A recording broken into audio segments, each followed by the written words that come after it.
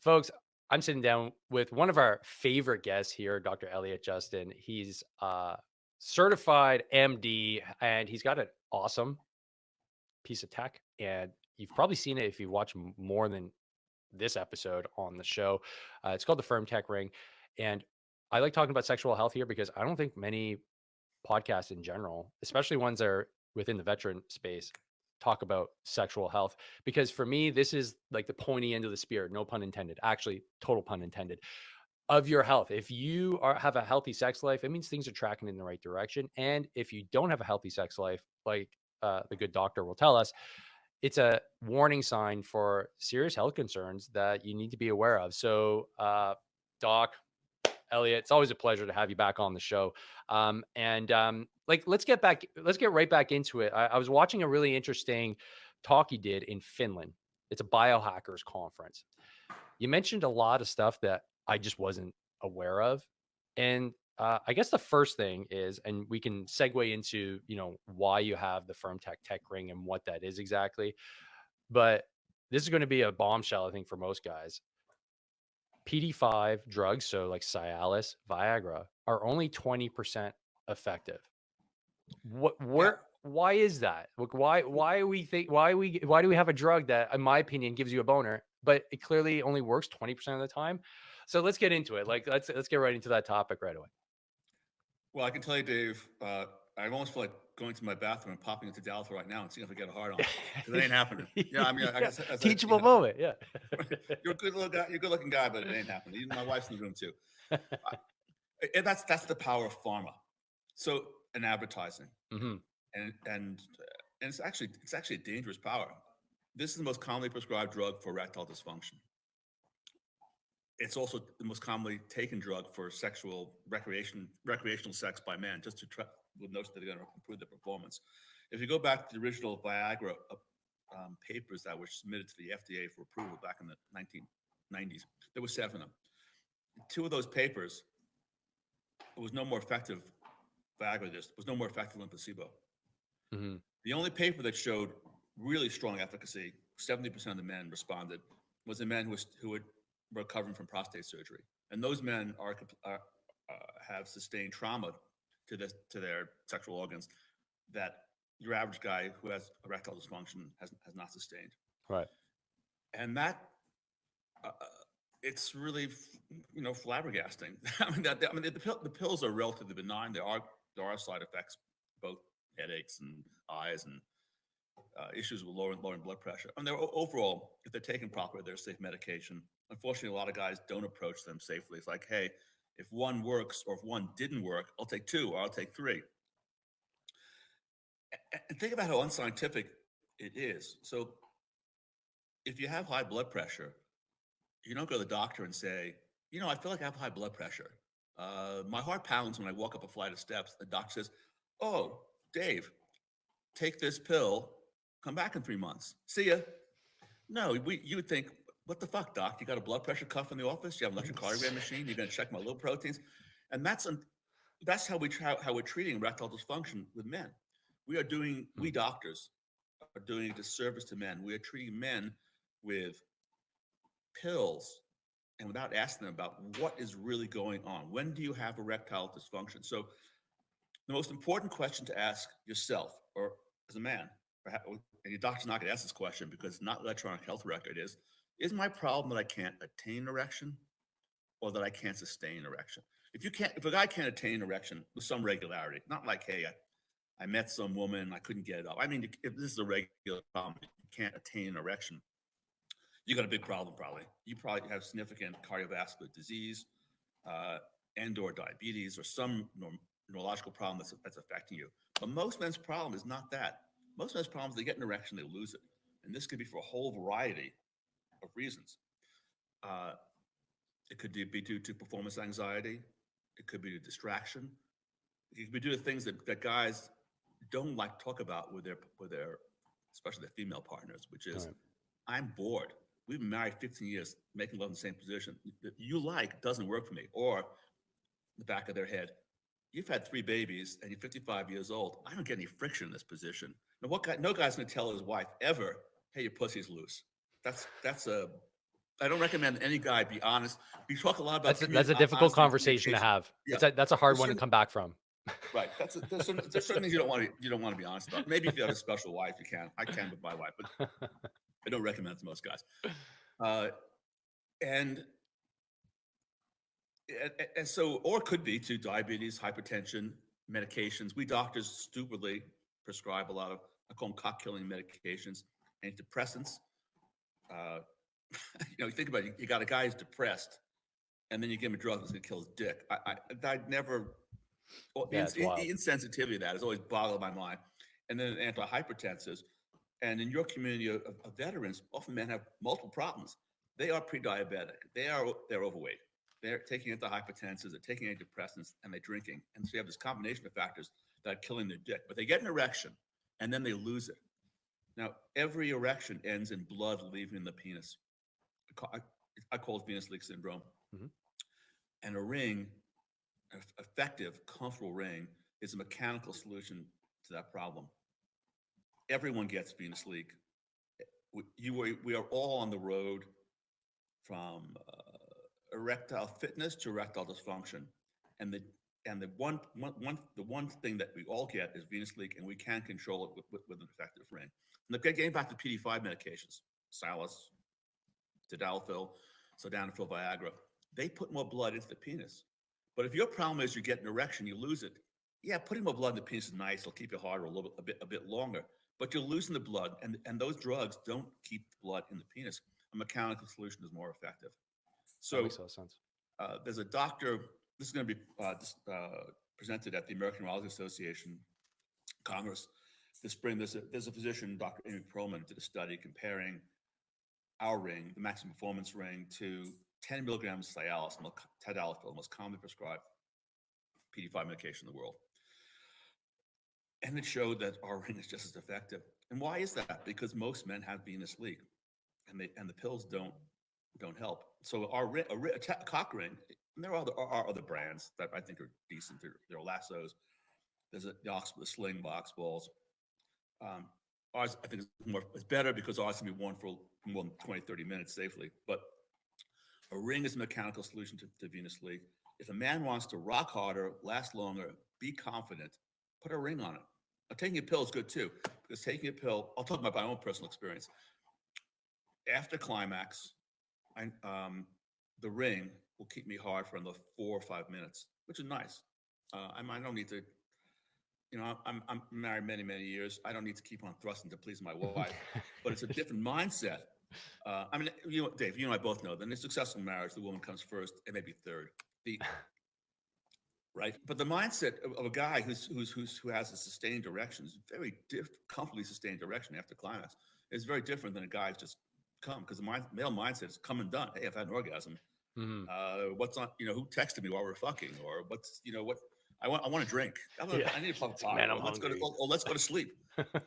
As opposed to a guy who's still hard afterwards. It just it sustains the intimacy. I would say it makes the relationship more intimate and more romantic. Mm, So I recommend to guys, put a ring on it and take a pill, but put a yeah. ring on it is a better solution for most guys. Well, I can attest, being a user of the tech ring. I'm a bit of a science nerd. I like getting data, and especially novel data, where I see how many boners I'm getting at night. That in itself is cool. And never having, until I talk to you, the thought of having a cock ring, I'm like, so like, my buddies joke like, "Hey, are you still a cock ring salesman?" I'm like, "Yep, I made it, man. I made it." And honestly, out of all the things that I've ever had an affiliate deal with on the show, hands down, this ring is by far the most bought uh, item on my show. And so there's obviously something going on here, because as soon as guys are aware, and I'd be curious to know if it's the wife or the girlfriend that's buying them, or the men themselves. But that ultimately brings us to the question, like, there's approximately 40% of men in their 40s that have erectile dysfunction. But in the veteran population, I know you work closely with the veteran population. I haven't been able to find actual data if it's similar.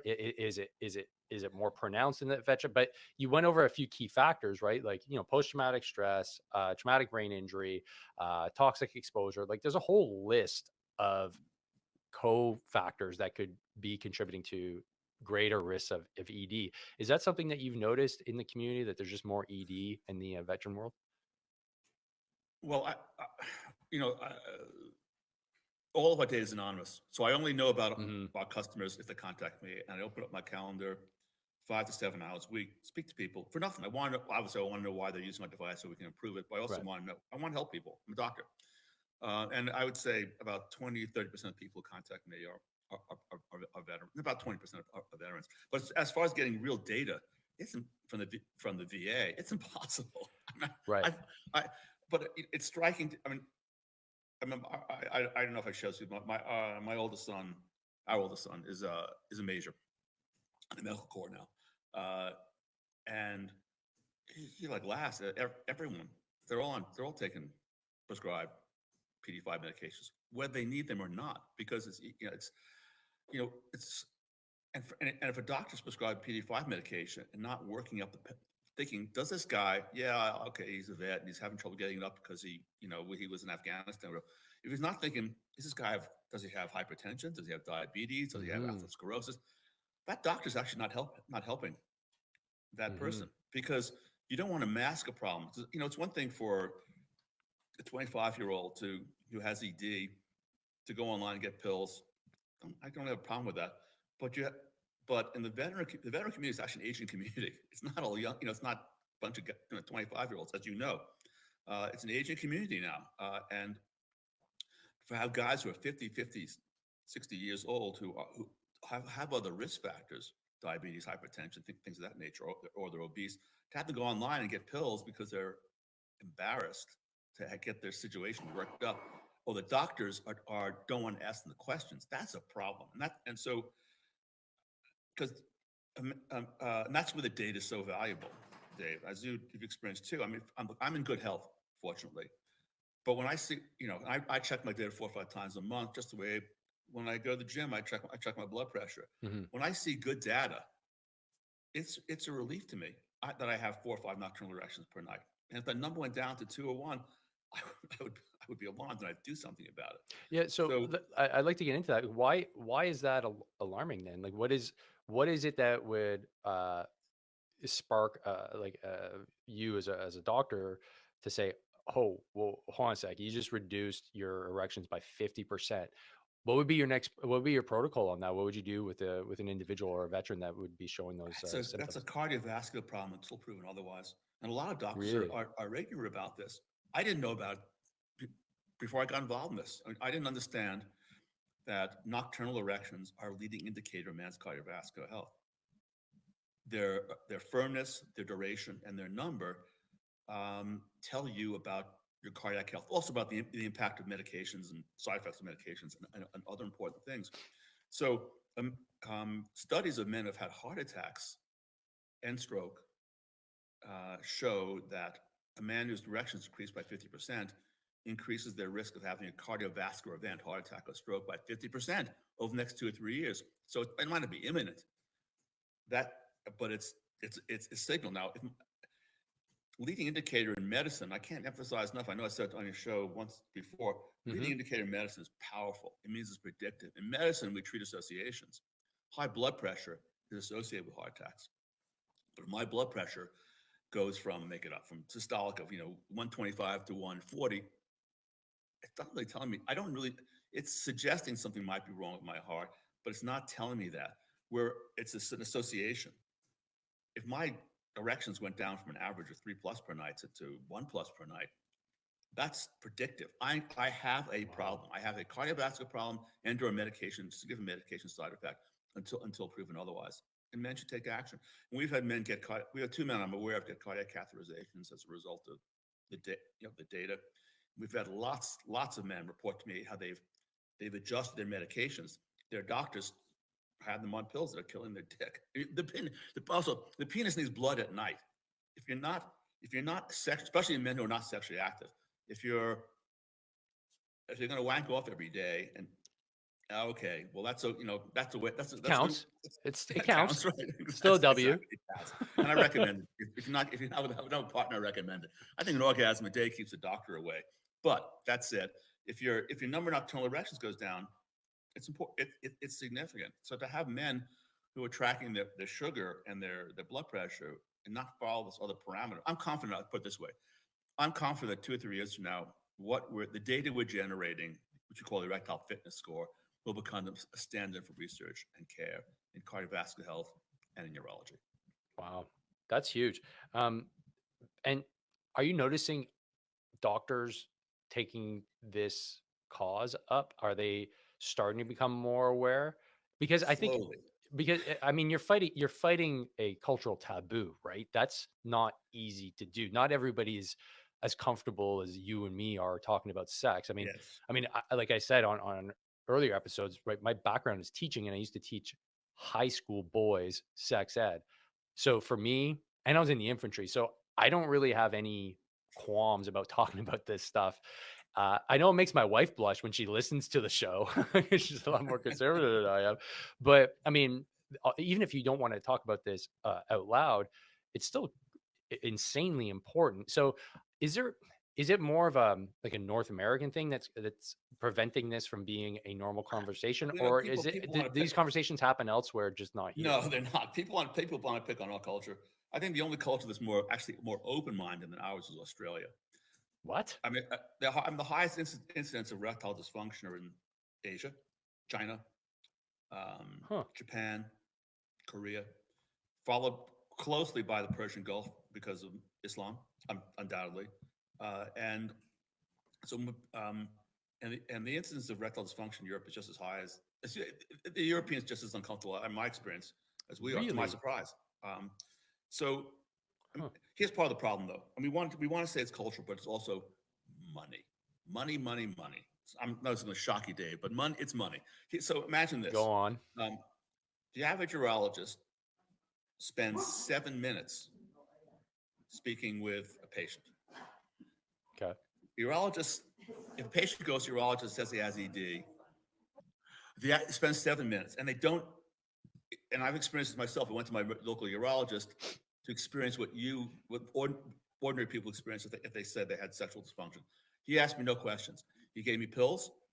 Hey, come back. Here's the yellow pill. Come back in 3 months. And I come back in 3 months. How's it going? I said, well, it's about the same. Oh, we'll just double the dose.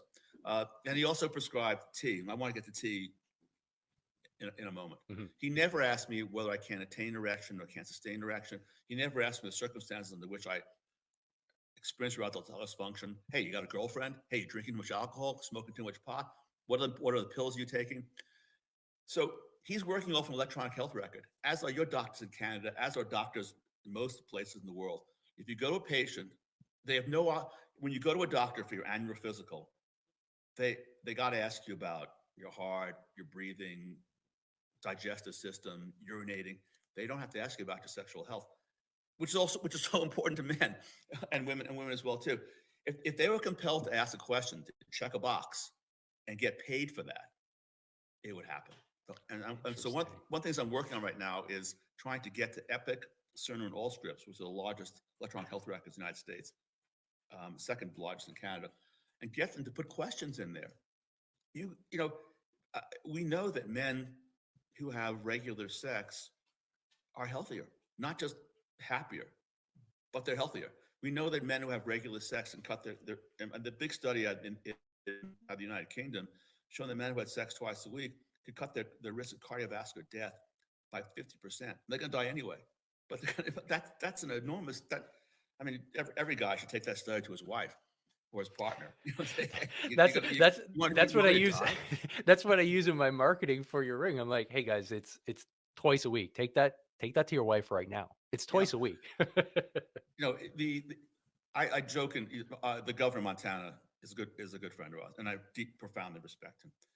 And one of his major issues is keeping the family together, because we all know that in a family which is not divorced or separated, people are actually physically healthier, happier, and physically healthier, and it has a profound impact upon their children.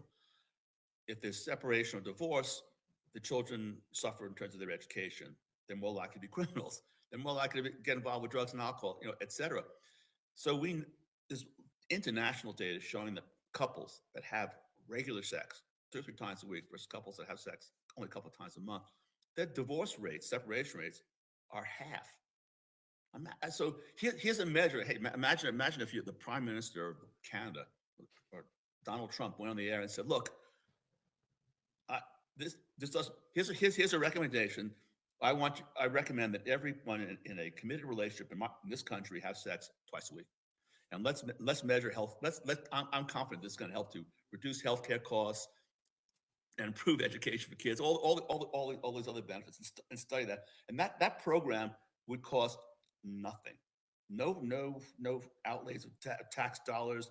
No hiring of administrators or bureaucrats. Nothing. The Why does government would find a way. Here in Canada, they'd find a way. There'd be a bureaucrat assigned to it. They're like, oh, I don't know. I think we only got one in on that one. We didn't see the second one. Sorry. Well, there could be a social credit score for it, of course. Of course. And they Yeah, use your ring as a way to test whether or not it's actually perfect. Great happening via idea. the data. A great So, idea. hey, it's a Have you win. It's a lobbied for that in win-win. Canada, Dave? I'll lobby. I'll get right on the phone. JT's out, unfortunately. He's a Montreal guy, but we'll work on it.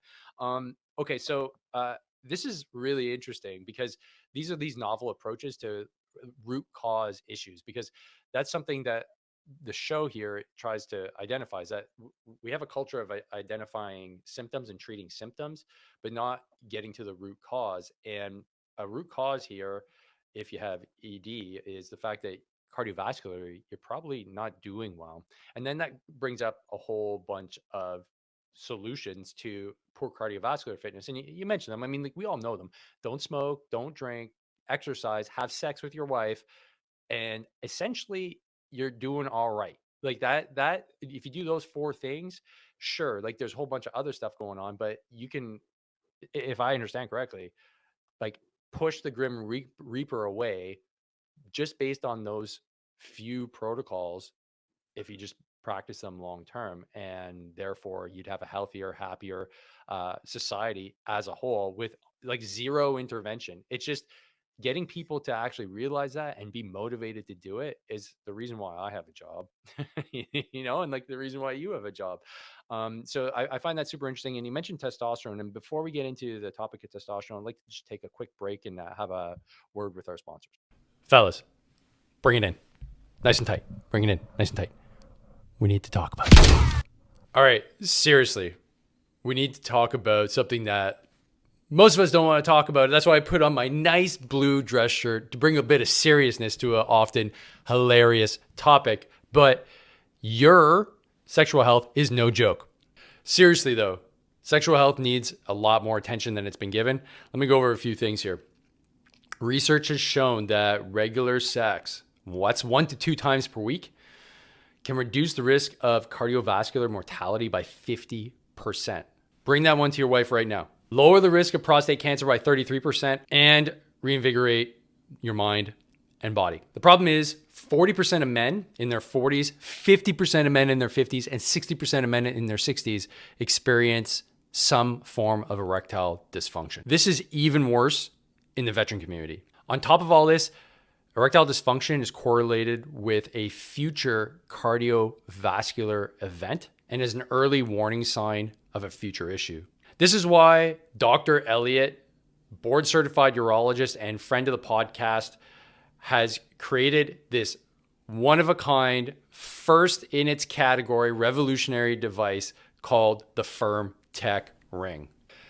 This high-speed tech for your dick will give you real-time data and allow you to see how many nocturnal erections you get every night, which can be a great bit of data that you can bring to your doctor for a future conversation. Not only that, this data could literally save your life.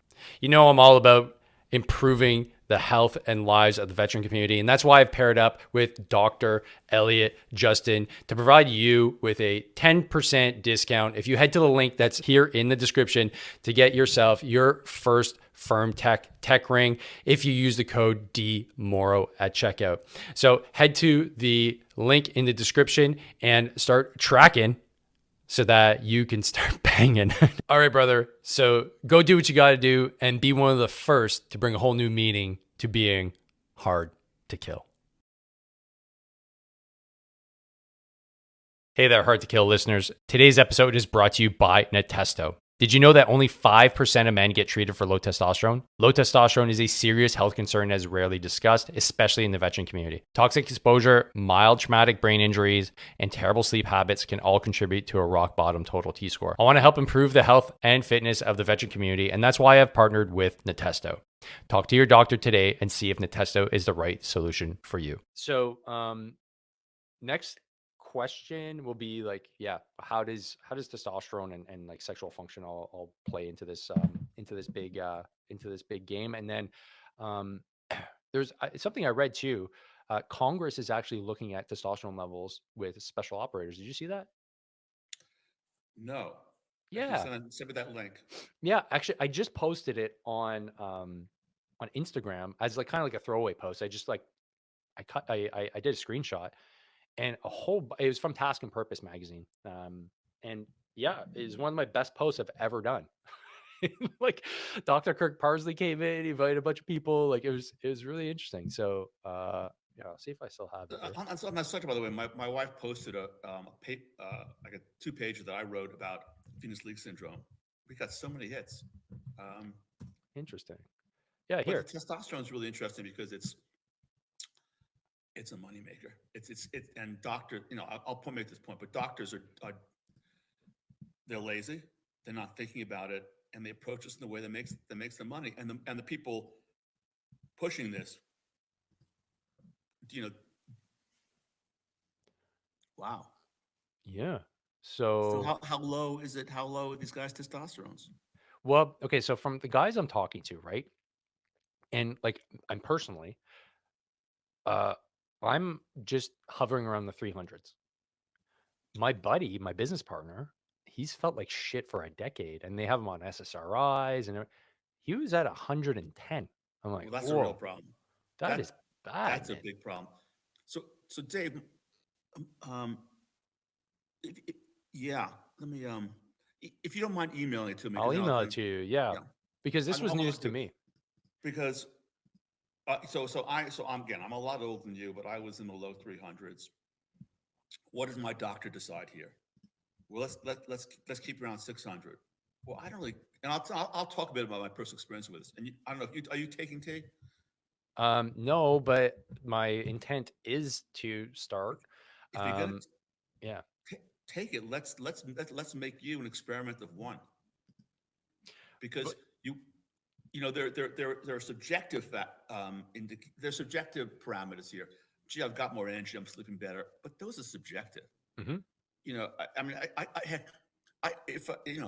if the goddess Aphrodite shows up here, Yeah, I'm going to be a lot happier as a guy, and then it's irrelevant to my what testosterone level is. yeah, precisely. If this Christmas tree in front of me, who's starting to droop, if it suddenly turns into a money tree, I'm going to feel a lot better, and I'm going to sleep a lot better. So Mhm. sleep and energy, it's subjective.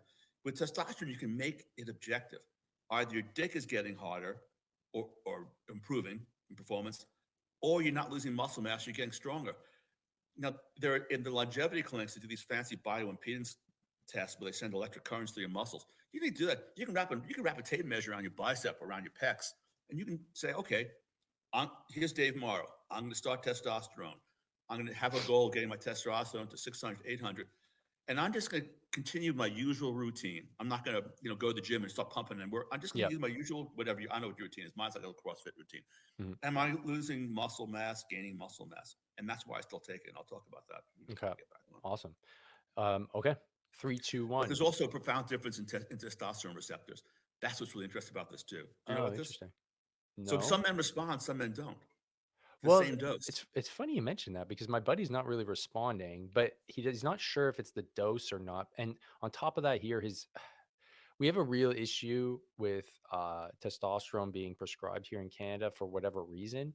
There's a real hesitance from all doctors from all. So a lot of us go to the United States to get the prescription because they just and then they don't want to change that. Like they give you a cream instead of a You want fuck injection, and cream. You want injections. so, my buddy got a cream. I'm like, dude, it's because you can't control your dosage with the cream. Like, Yeah. obviously, like, Creams are for girls. yeah. So I was like, Y- and so then I was like, well, okay, well, then switch to Natesto. It's brand new. It said nasal. He doesn't want to do needles. I'm like, okay, so just to put it in your nose. And he's like, okay, cool. And then he talked to the doctor. The doctor's like, no. And he's like, but this is what I want. And this is a convenient delivery system. It's new on the market. It's FDA approved. It's approved here, Health Canada, everything. So there's a real resistance here. And we don't have VA doctors either. So there's a whole other, that's a whole other conversation. But Well, let's make you a one-man test. so my goal is, yeah, I wanted to start using the testo as a way to test. And the cool Let's thing do it. about, yeah, because I mean, if you know the drawback is you have to apply twice a day. I'm like, yeah, but I brush my teeth twice a day, so I just have it next to my toothbrush. Like I don't see that as a drawback as to injecting myself once a week. Anyways, so Hey, I got a better idea. How about your wife has to apply it to your dick twice a day? that's a jab it up my ass and squirt That it works too. in there. Good, there's good absorption to the rectal mucosa. Yeah, That's a great idea. yeah. What's this nasal thing? Yeah, yeah. I tell Fabio, I'm like, hey, Fabio, there's a lot of guys hooping this stuff, man. I don't know. Did you intend on that? Because guys are really getting like they're jacking up their testosterone levels really quickly. Maybe you should do a research paper on that. Well, there's a lot Yeah. better absorption through the rectal mucosa than there Oh, is through the nasal yeah. That's mucosa. why the So Russians pack themselves full of tampons, full of vodka. That's how they hoop the vodka, so they don't smell like it later. Learn things from the Russians. All right. Well, I'm glad we're recording. This is great. We'll officially get back to the show in 3, 2, 1. All right, folks. Returning from my short sponsor break to or I guess restart the conversation around testosterone. That's why I have the relatively recent article from Task and Purpose. It came out in December of this year, 2024. Something that really sparked my interest was Congress demands answers on low testosterone issues among special operators. And I was just discussing this offline with Elliot. This is a really interesting development, but the point of having this up here is, why is it that we have the issue first of all in the veteran world, but how does it relate to sexual health? And so I'll put that question to you, Elliot. Like, how are we addressing the issue of erectile dysfunction and poor sexual health in conjunction with potentially low testosterone? sure. Well, one thing what the headline says to me is, what's going on with the other military people? I mean, is Well, this the yeah, expectation? Is this yeah. some expectation that guys who are acting like Rambo are going to have high testosterone? Because that's stupid. I mean, I like to know what's going on with hey, talk about low testosterone. I like to know what's going on in the Joint Chiefs of Staff. That's I mean, that Mark Miley kind of looks like he's got a lot of It's kind of man round. boob stuff He's going on. I don't rotund. know. He's rotund. Yeah. Anyway, testosterone is an issue that fascinates me, frankly, um, because when I got involved, just the way I wasn't thinking about nocturnal erections when I got involved in this 3 years ago, I wasn't thinking about testosterone either. I assume, I'm blessed with good health and fortunately can have sex every day, and I realize I'm getting older, but it wasn't an issue. Then, because I'm involved in this business, talking about it with friends, I realized it's not like every guy I know who has making money over the age of 55 is taking testosterone. And they're not talking about it with each other, but they're taking it whether they actually need it or not. So I thought, okay, I'm going to try it. What are my expectations? So I spoke to my scientific advisory board and some other world-renowned urologists, and they said, well, you should have maybe your nocturnal erections should last longer, and it should maybe it'll get a little bit harder, and maybe you'll get nocturnal erection because nocturnal erections are relatively independent of other variables, partners, drugs, marijuana, other. It's not like you're sleeping with someone or even masturbating. So I started taking testosterone. My level, by the way, was in, as I recall, initially was in the low 300s, and it had no impact upon my sexual health. No change in my nocturnals, no difference in duration, firmness, number, etc. Really? But after 6 weeks, I started to note that there were changes in the gym, and that really interested me because I'm 70. I'm going to be 72 soon. I'm concerned about losing muscle mass Hmm. at my age. I'm concerned about maybe maintaining my physical health. Um, when it comes to other factors like energy and sleep, well, those things are subjective. How do you can't be quantified, but you can quantify your muscle. So how do I quantify muscle? I measured my biceps and my pectoral muscle with tape measure at home. There's no fancy equipment to do this. as a baseline, and I continue with my usual CrossFit routine. But I'm a guy, so I've got to do some bench presses, and Of I've got to course. do some curls. Of course, Of course. we got to do that. Like, And what else are you really gonna do, right? Like, if you're gonna spend any amount of time, it's curls for the girls. It's a no-brainer. hey, my wife's impressed. Well, she's impressed that her friends are impressed. That's it. So it's like we're by the pool, and he looks good, as opposed to the That's other. it. You Anyway, never have to impress. You never have to impress your lady. You have to impress her friends, because then she goes, you "Oh, got wait, why are you looking at my man?" Yeah, yeah. That's it. That's psychology right there. Yeah, and I'm not a big guy. I weigh like 155, 156 pounds. So, the numbers I'm going to put out there might not impress a lot of people, but I went from part of my routine, bench pressing 175, 3 sets, blah, blah, that's to good. bench pressing 200 Oh shit, over, over 10 weeks, 8 to 10 weeks as a final set. Uh, shit. and I went from curling. My curling routine was like, you know, 30, 35, 40, and then suddenly I'm doing 40. Now I do 40, 45, 50. Now I Doctor actually backed J, off of it. you're It was like swole.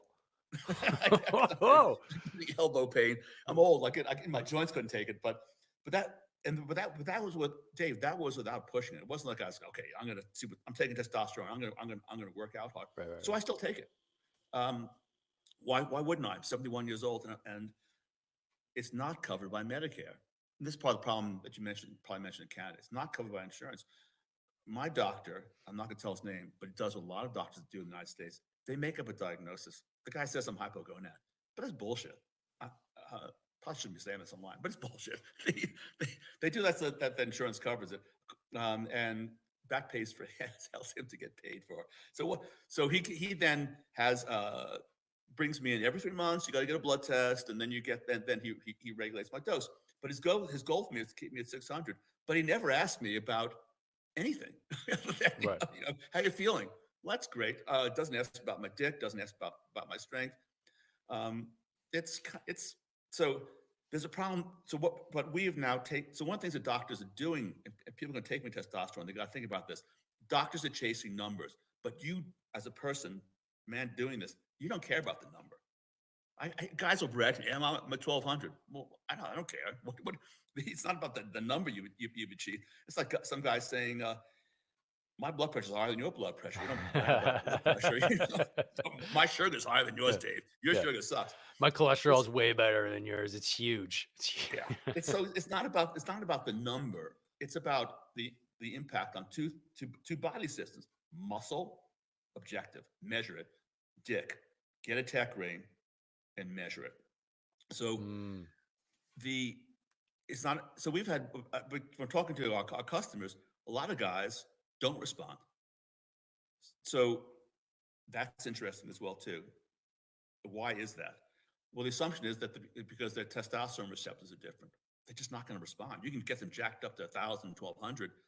They're not going to achieve the outcome that I've achieved with a much lower dose because their receptors are different, and we have no way of quantifying the receptors. So we don't know who's going to benefit, who's not going to benefit until we actually measure, start them at testosterone, and to pick. And again, I recommend picking two parameters: muscle strength and dick and nocturnal erections, and huh. look and measure them. But some men just don't respond. It's frustrating for them too.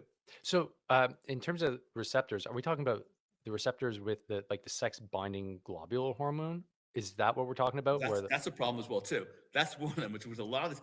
So another mistake that doctors make is that they measure they just chase the total testosterone. This is true in Canada, by the way, and much of Europe as well too, because the free testosterone, the total testosterone, a lot of your testosterone is bound to a globulin in your blood.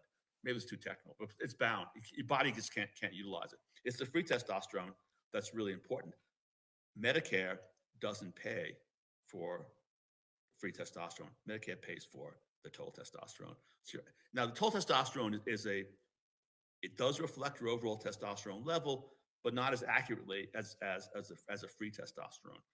So if you can afford it, talking about the United States or in Canada too, Mhm. find a lab or find a doctor that's going to get you a free testosterone Right, level, because I not just mean, a total testosterone level. yeah, because if most of your testosterone is bound up, then you don't have access to it. That's a problem, right? Yeah, So, but by receptor, I meant something different by receptors. By receptors, I mean at the at the cellular level. Right. Okay. Okay.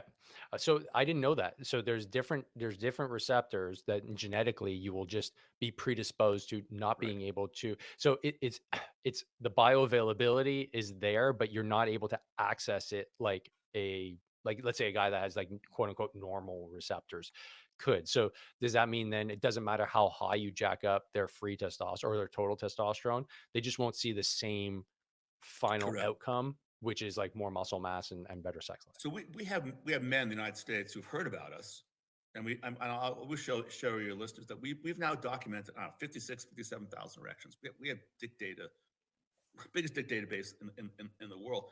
We have men who have heard about us because of the research that we're doing, or because the doctors recommend it now, starting to recommend it. They get the tech ring before they start on testosterone therapy because they want to make it objective. They Yep. want just the way you would. Heck, why do I have a blood pressure cuff on my desk here? Because I want to make. I don't want to guess what my blood pressure is. I want to make it objective. I want to track it, objectively. Well, you can now do that with a tech ring. Although I did have one guy complain to me. Well, now I bought the tech ring. Now I understand why it's not working. But if I know, why did I spend all this money on testosterone? I spent like $2,000 testosterone last year and a half. Anyway, so that's and we're actually, Dave, we're probably going to sell a package in the third quarter of this year. We're to men saying, look, we're looking right now, as you're aware, for a preferred testosterone provider, someone we feel is producing a quality product. And we're speaking to both the nasal company that does nasal testosterone and a company that does injectable testosterone. And we want to be able to provide as a package to men. Here's a tech ring, and you use a tech ring to regulate or assess what's the right dose for you. Make it objective and Hmm. make it personal. Because one of the mistakes that doctors make is we treat everyone as if they're one size fits all, and we're not. I mean, you earlier shared with me what your testosterone number was. I won't say what it is, but it was pretty much the same as mine. We're different ages, we take different medications, we're different physical health. Our response is going to be different as well too. And so, for a doctor to put you and me on the same dose is kind of stupid. You want to let's find out what your baseline is, both data and testosterone baseline, erectile fitness score, baseline muscle mass, and what your baseline testosterone, total and free testosterone is, and then go from there. Hmm. That's the intelligent way to proceed. Yeah, and that makes a lot of sense. And I've shared my my testosterone levels on the podcast before. So like I've been hovering around 300, and you just nailed it. You're almost 30 years older than me. With the same testosterone levels. And I know I've had these conversations with my doctor. He's not concerned at all. But I've told him, I'm like, look, yes, I go to the gym, I eat well, I sleep well, I have sex regularly, I do all the things that should get me to a let's say at least a 600. Like Right. let's be conservative here. But it's not. And I've been doing all the right things, and but I don't feel great either. But my sexual health is good. I can add muscle. So like symptomatically it seems okay, but I just don't feel great. And so that tells me, because my energy levels is always low, I have to fight every day to just get out of bed and go. I'm thinking that it's probably one of the factors for me not feeling so great. It could well be. There's a man, one of our customers, and the guy looks ripped. The guy could play a special forces operator in some Hollywood fantasy, what a special forces operator should look like. And his total testosterone was awesome, but he didn't get free testosterone. His complaint to me was, he's like a lot of guys in the States. I've seen 3 doctors now. I don't have the energy that I had 10 years ago. He's probably about 50. Mhm. I know the energy. I don't have the libido. I don't have the sex stamina that I did before. Um, if you saw even in this guy's really fucking ripped, and he's the type of guy who likes to. Yeah, I'm certainly met guys like this. He likes to grab me by my bicep, and you think, "Fuck, come on, dude. What are we, high schoolers here? Yes, It's a you're power impressive, move. It's a power right? move. Yeah, Yeah. power move, yeah." And I suggest to him 2 things: one, get a tech ring; 2, you need to get your free testosterone. His free testosterone was disaster. His free, so Oh. his total testosterone was like 75% higher than mine. His free testosterone was a fraction of mine. He has his issue is probably genetic. Now, what he and his overnight data was okay. I mean, it was a little bit less than what I would expect, for a man his age, which is two plus. He should have been about 3+ at his age, nocturnal erections. And my advice to him was one: your doctor says you don't need testosterone. You need testosterone.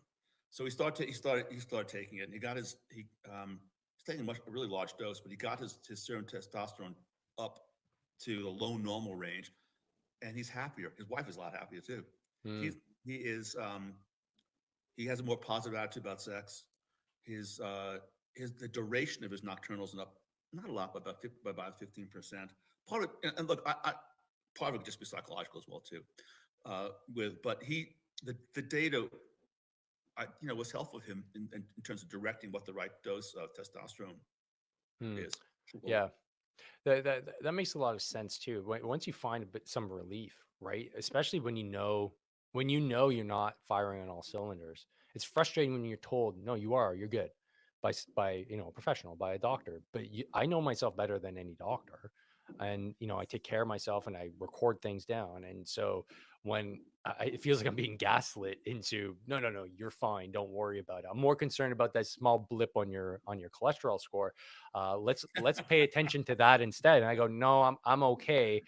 I just want to really make sure that my testosterone levels are good. And I do a test essentially to make sure that if I get it up, I feel better, then great. I know that was the issue. To be kind of dismissed out of hand, it is a bit frustrating. But I want to change topics here because you came up with a interesting device. And going back to your biohackers conference, we've just been talking about male sexual health here. You've come up with a device that is similar in nature to your tech ring for dudes, but now you've got something for the ladies. Can you get into that for a little bit? Yeah, the device is called the critique. Yeah, we want to measure the health of the clitoris, uh, which is right now an unknown for and our women have nocturnal clitoral erections. They haven't been studied since Master Johnson. Think about that. It's just kind of just the way I honestly I didn't know this. I didn't know this until like 3 days ago when I was like researching that talk of yours. I'm like, what? Females have nocturnal erections? What are you talking about?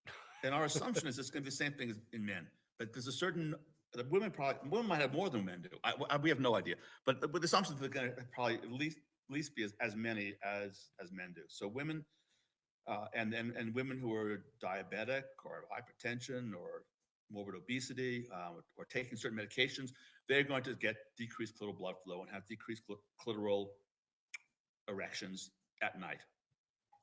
And that measuring clitoral erections, but also measuring clitoral erections during sex will be just as significant as it is for men. Women and their healthcare providers will be able to assess the impact of diseases, medications, alcohol, drug, et cetera, upon their sexual health.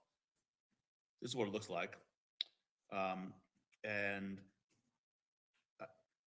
I intend to bring this out at least in a research tool by Q4 this year. If any of your listeners want to write me a check for $250,000, I can make this happen a lot faster. But I've exhausted my spare capital on the male device. So there are two papers about utilizing this device. This is the form. It's 3D. This is a 3D printed form, but they're Mhm. basically this will go inside the vagina. This part is behind the pubic symphysis. There'll be a pressure sensor here so we can measure PCG muscle contractions. But I'm more interested in the health of the clitoris. Muscle contractions, female muscle contractions, that's been studied. What hasn't been studied is the clitoris. So we will have sensors that will measure blood flow, pulse amplitude, uh, in the clitoris as it gets aroused. And it's also by the way, this is a damn good sex toy too. But the data is going to be great. So we call it the critique, and it's really right now I'm funding the R&D of it a little bit Mhm. per month because that's all I can afford. So it will happen. Wow. It'll happen in 26 probably unless I can get funding. It shocks me, by the way, that I can't get funding. It truly does. And I don't understand why other people aren't doing it. I don't understand why there's certain I guess some you mentioned before, some prudishness about It's investing prudish in sexual. and taboo. I mean, Yeah, if I understand correctly, this is the first of its kind. Nothing correct. exists in this field. So anytime you're the first of anything, people don't know what it is. They don't know what to think of it, and typically most people never want to be the first in any venture because it's too risky for them. So they'll just ignore it Yeah, out of hand, right? there's so much money in fertility for women, and now and now in menopause, or in looking at about the impact of women's cycles upon their thinking and their emotions, etc. But a lot of the problems that between couples, heterosexual couples, have to do with the health of the penis and the clitoris.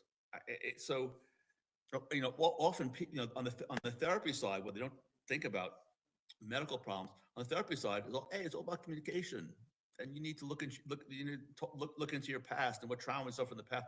But what if the problem is simply not getting blood flow to your clitoris or your blood flow to your penis? And the answer is actually a lot simpler for men. The answer is, yeah, I could a lot of complaints about my mother, uh, but you know what? If I put a ring on it, my cock works just fine. And so women have vibrators, um, but they get old. They have diseases. They have problems that are physical and can be addressed if we had more data, if we had more knowledge about what's really going on. Mm. So let's talk about testosterone in women. Yeah. So I believe that this will become a standard of care for women, all postmenopausal women, in 3 to 5 years. For most of my medical career, there's been this sort of struggle to get hormone replacement therapy for postmenopausal women. Uh, what about the risks of cancer, blah blah. And now it's estrogen creams, pills are a standard of care in Canada, the United States, in most of the world. It's unusual to find a woman who's postmenopausal who's not taking either pills or creams.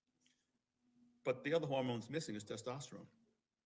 So when women go through menopause, their ovaries stop producing testosterone, and that doesn't happen to men. I mean, men talk about the andropause, but the andropause is a slow decline in the production of testosterone.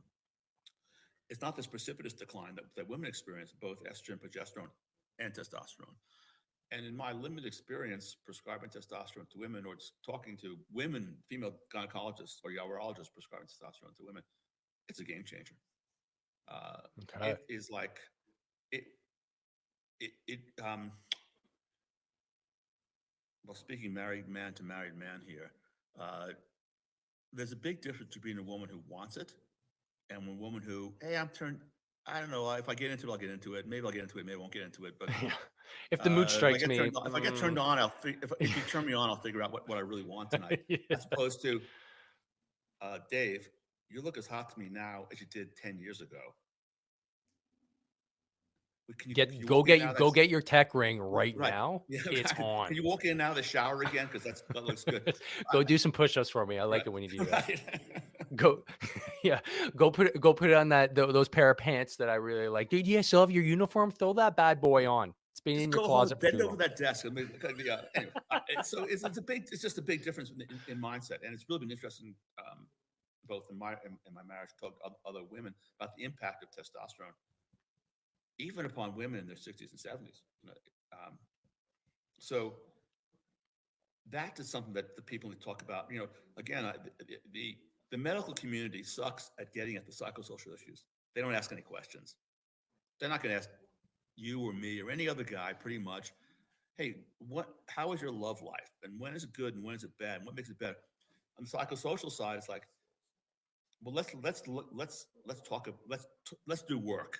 Let's communicate. Yeah, Let's and open up. then But all us guys roll our eyes. We're like, oh, I just yeah, want to get laid. If we got laid, this would be over. We all think the same thing. It's like, honey, like honestly, if we just banged like 2 more times a week, we would be a-okay because I'd feel connected. Like, and that's the thing. I've had this conversation a million times, right? Based on like needs and wants, and for me, like a need is sex. Like it's not like I just want it. I need it because if I don't get it, I don't have the same connection with my wife because I have friends we have a different relationship. I don't have sex with them. You know what I mean? Like I have sex with my wife. That's the only woman I get to have sex with. I need to be able to connect, and she wants the connection. But it's like putting the dots together. It's like this is how it works for me, and I will be listening. I'll be asking questions. I'll be a lot more attentive.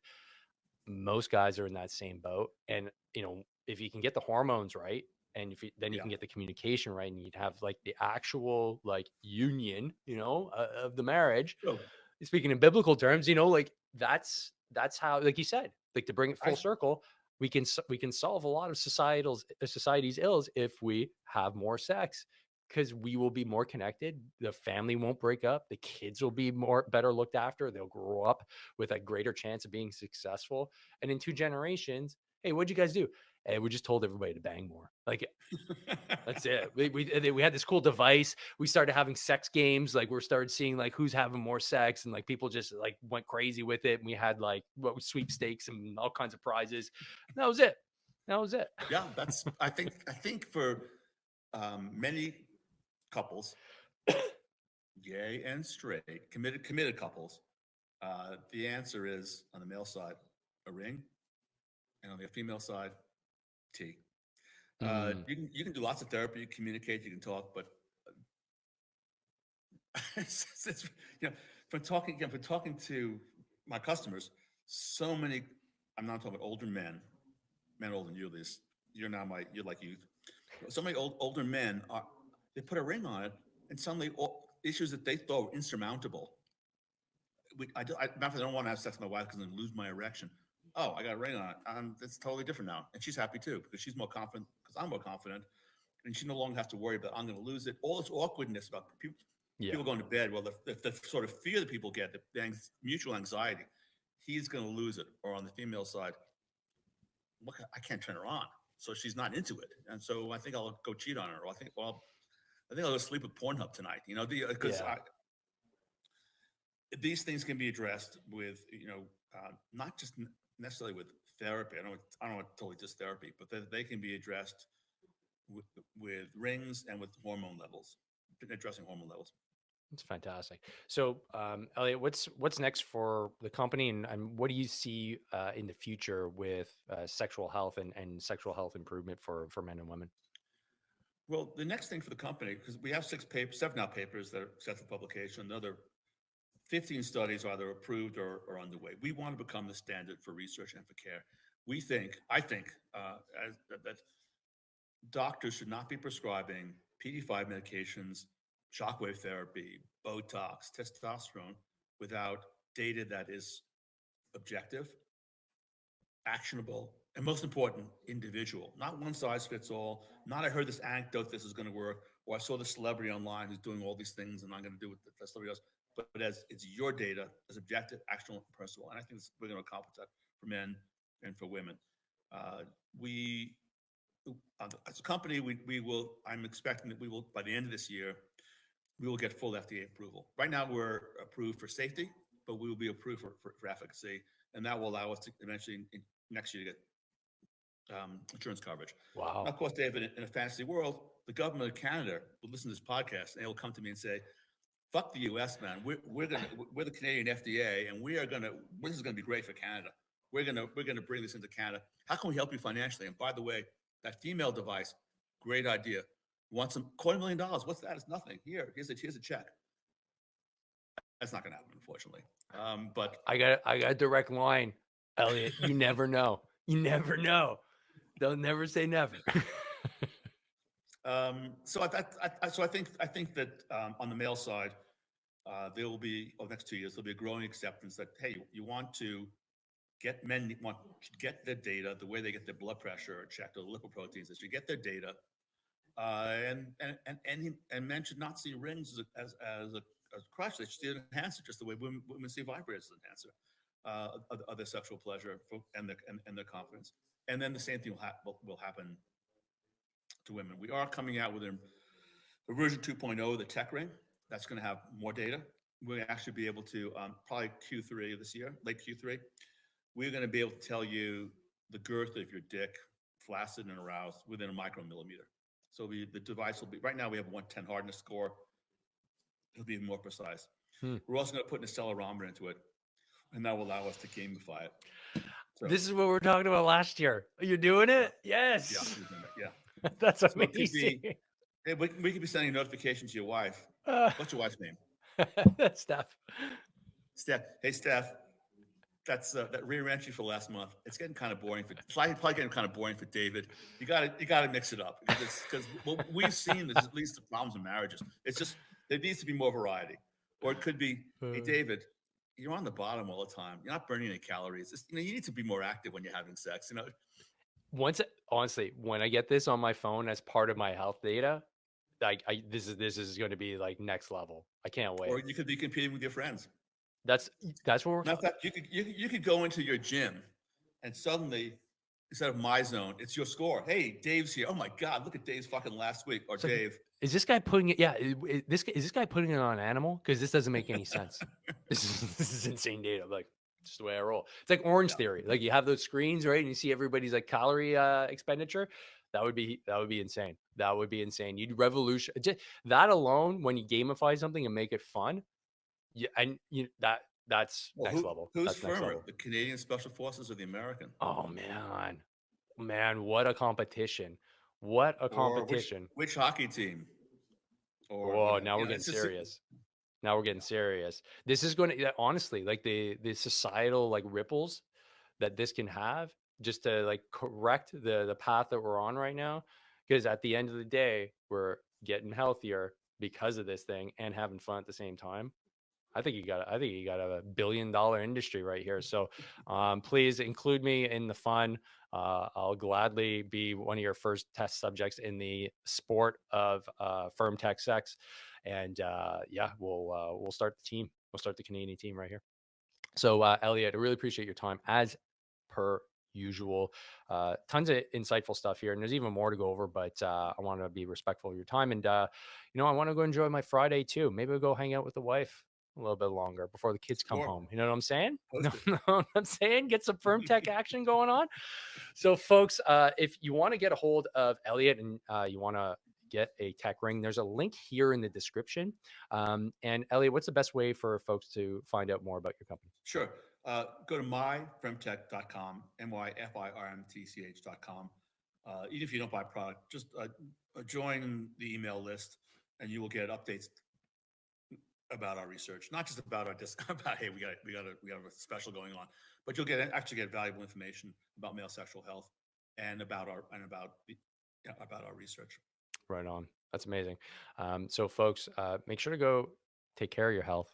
Dudes, take it seriously. Go get a ring, like Elliot says, put a ring on it, and start 2025 off on the right foot. I don't have a pun to end this one off on, so I'm just going to sign off as per usual. Train hard, fight easy. See you in the next one, guys.